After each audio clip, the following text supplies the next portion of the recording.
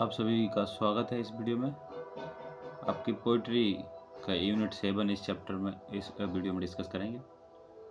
और इस कविता का हम एक्सप्लेनेशन बहुत खूबसूरती से बहुत अलग करेंगे। बहुत सारे यूट्यूबर्स ने किया हुआ है इसको, but I will give you different meaning also by using my imagination also.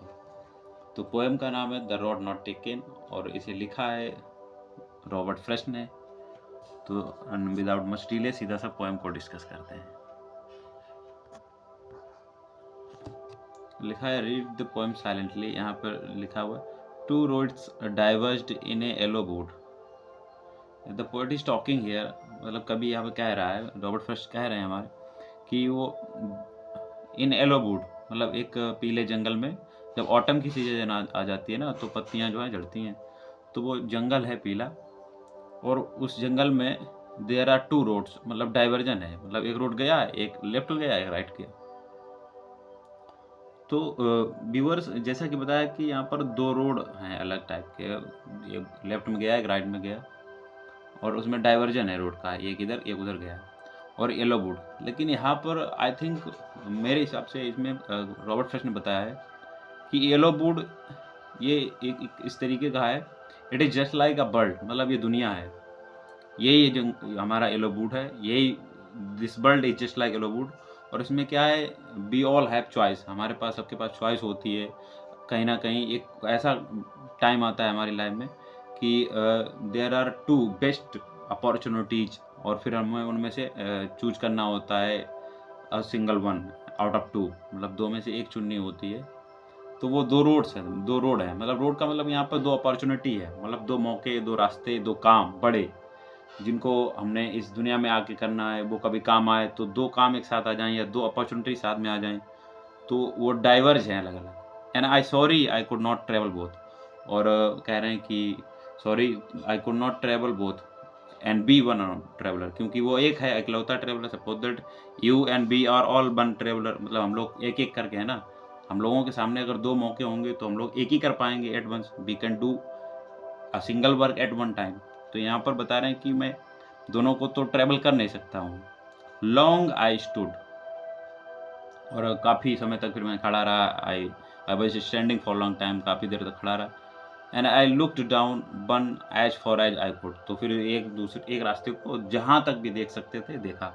हम लोगों के भी साथ में होता है, जब भी हमारे पास दो मौके होते हैं तो उन मौक़ों को हम लोग बहुत दूर तक एनालाइज़ करते हैं, क्या अपॉर्चुनिटीज़ हैं, कितना खोएँगे, कितना पाएँगे, क्या बेनिफिट्स होंगे, इस तरीके का सोचते हैं। तो वही यहाँ पर पोएट ने किया है। The poet also did the same to where it went in the undergrowth, और जहाँ तक वो मुड़ा हुआ था रोड, वहाँ तक देखा, जहाँ तक देख सकता था, as far as he can see, उसने देखा, he could then took the other, फिर इसने डिसीजन लिया कि मैं दूसरे रास्ते पे जाऊँगा। मतलब एक रास्ता, दो डाइवर्जन है, मतलब लेफ्ट वाला छोड़ दिया समझो, राइट वाला ले लिया, या राइट वाला छोड़ दिया लेफ्ट ले लिया, मतलब दो रास्ते थे, दो में से एक रास्ता ले लिया और दूसरा छोड़ दिया, या पहला वाला छोड़ दिया दूसरा ले लिया, ठीक है।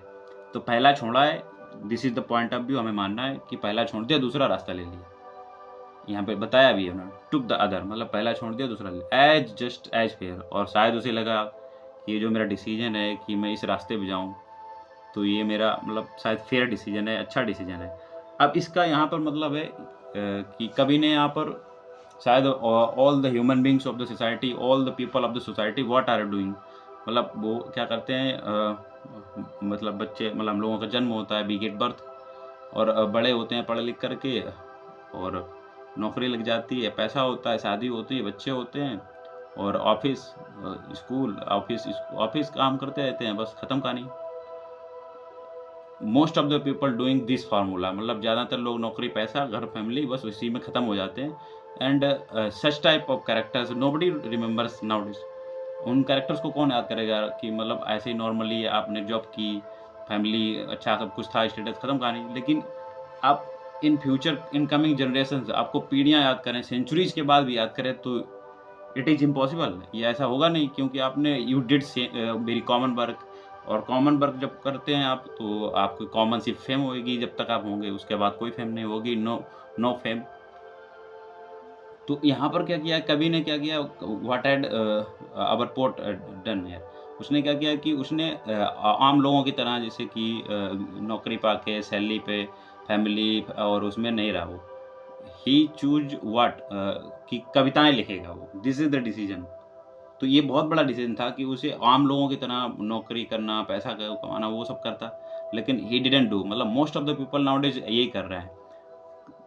और कवि ने हमारे दूसरा काम किया, क्या किया कि वो अब पोएम्स लिखने का काम उसने डिसाइड कर लिया that I will write poems, I will not do any other work. फिर लिखा यहाँ पर and having perhaps the better claim, और शायद इसे ऐसा लगा कि मेरा जो ये डिसीजन है शायद अच्छा है। शायद परहैप्स लिखा हुआ है वहाँ पर, मतलब शायद means he is not sure. और इसलिए श्योर नहीं है वो पोएट, इसलिए श्योर नहीं है poet is not sure because suppose that if I start writing poems, it is not certain that people will read my poems definitely।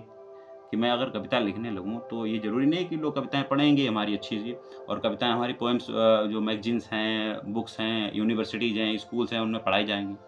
तो it is also risky, it is also a great risk कि मतलब मैं कविताएँ लिखूँ, और ऐसा उन्होंने decision लिया। लेकिन शायद उसे ऐसा लगा कि मेरा काम जो है वो अच्छा है, मतलब मैं अब काम करूँगा, कौन-सा काम करूँगा? आई विल राइट, मैं लिखूँगा।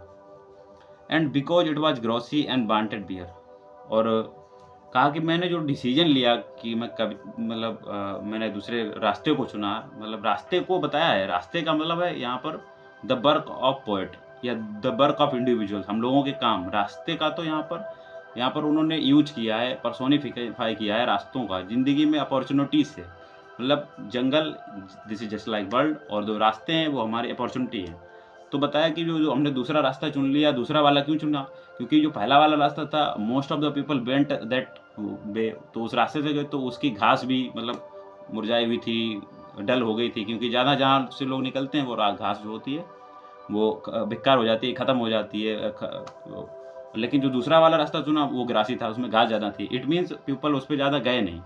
And it is real and true fact that आज भी आप अपने सोसाइटी एरिया में सब जगह देखिए, कौन आपके यहाँ पोएट बनना चाहता है, कौन राइटिंग करना चाहता है, कौन नॉवेल्स पोएम्स लिखना चाहता है। आई थिंक बहुत रेयर केस होगा, कोई मिलेगा आपको जो लिखना चाहता होगा। तो उसने दूसरा रास्ता लिया, grassy and wanted wear, though as far as the passing there had worn them really about the same.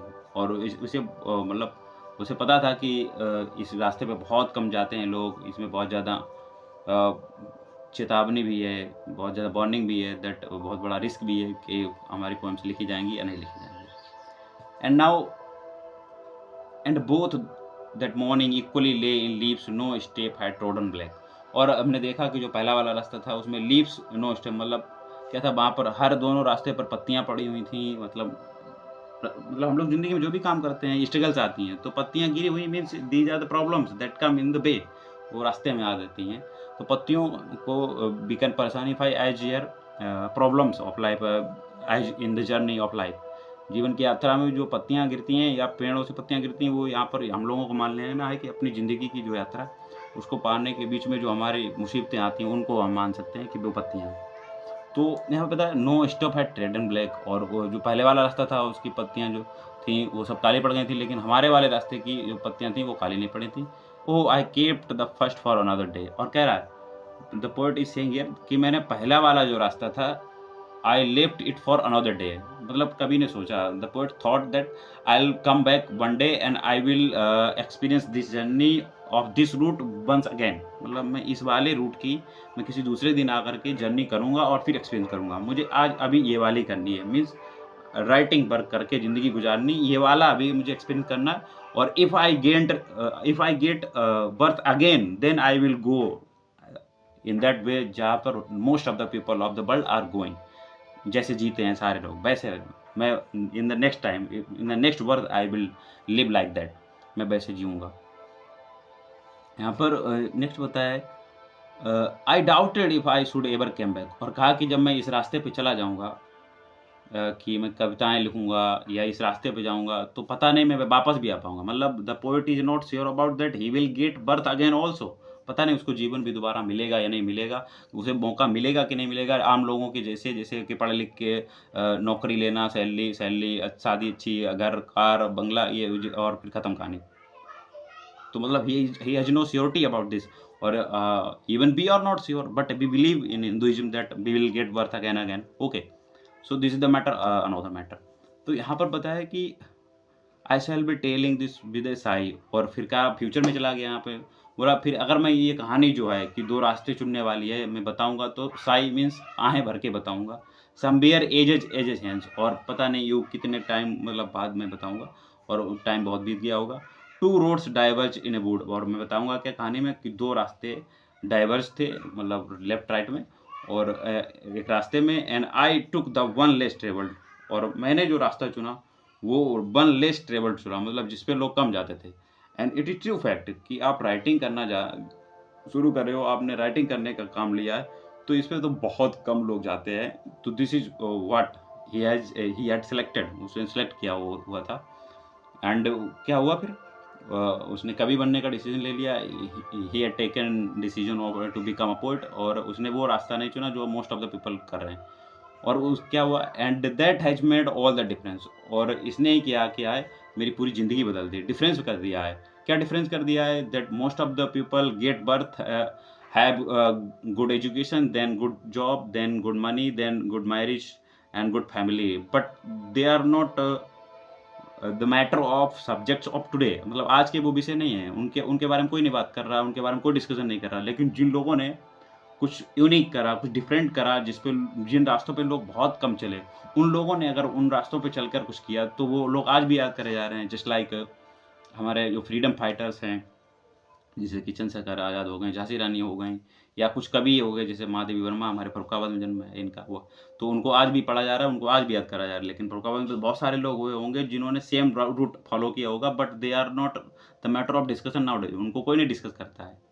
तो अगर इस दुनिया में हम लोग चाहें कि हमारा मतलब अलग टाइप के हम रहें, हमारी जो मेमोरी, हमारी जो लाइफ है, हमारा जो कैरेक्टर है दुनिया में याद किया जाए, इसको रिस्पेक्ट दी जाए, नेम फेम दिया जाएगा, तो need to go in that way in which most of the people don't try to go at all, मतलब उस रास्ते पे जाना चाहिए, उस रास्ते को अपनाना चाहिए, उस काम को अपनाना चाहिए जिस रास्ते को काम करने के लिए लोग हिम्मत नहीं जुटा पाते हैं, या किसी भी मजबूरी की वजह से कर नहीं पाते हैं। तो जब हम कोई बिल्कुल अलग काम करेंगे, डिफरेंट काम करेंगे, तो definitely it will be unique and noticeable work for the whole world, और जब पूरी दुनिया के लिए नोटिसेबल होगा वो कुछ जो हम करेंगे, तो डेफिनेटली हमारी उस आर्ट से या हमारे उस काम से पूरी दुनिया को अगर कुछ मिला होगा मैसेज या कुछ बेनिफिट मिला होगा, तो डेफिनेटली हम लोग याद किए जाएंगे। तो this is what poet wants to actually convey here over this by the poem, मतलब इस कविता के द्वारा वही ये बताना चाहते हैं कि सबके जैसा करोगे तो you will get the same, और अगर आप अलग टाइप का करोगे definitely people will remember you, और अगर आपको लोग याद करें दुनिया में, तो I think this is the pleasure also.